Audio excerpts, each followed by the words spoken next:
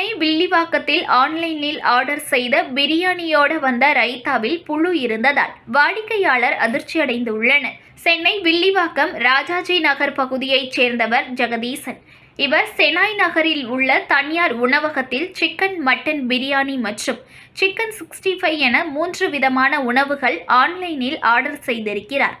Order செய்யப்பட்ட நிலையில் உணவு டோர் டெலிவரி செய்யப்பட்டது. உணவை பிரித்து சாப்பிடும் பொழுது ஆர்டர் செய்யப்பட்ட நிலையில் உணவு டோர் டெலிவரி செய்யப்பட்டது.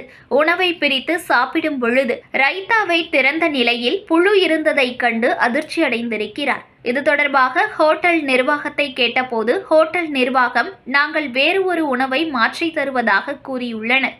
இந்த நிலையில் ஜெகதீசனின் 4 வயது குழந்தை ரைத்தாவை பார்க்காமல் ஒரு வாய் சாப்பிட்டு இருக்கிறது.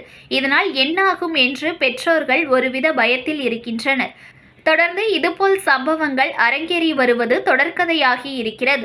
இதற்கு உணவு பாதுகாப்பு அதிகாரிகள் கடுமையான நடவடிக்கைகள் எடுக்க வேண்டும் என்பதே மக்களின் கோரிக்கையாக இருக்கிறது.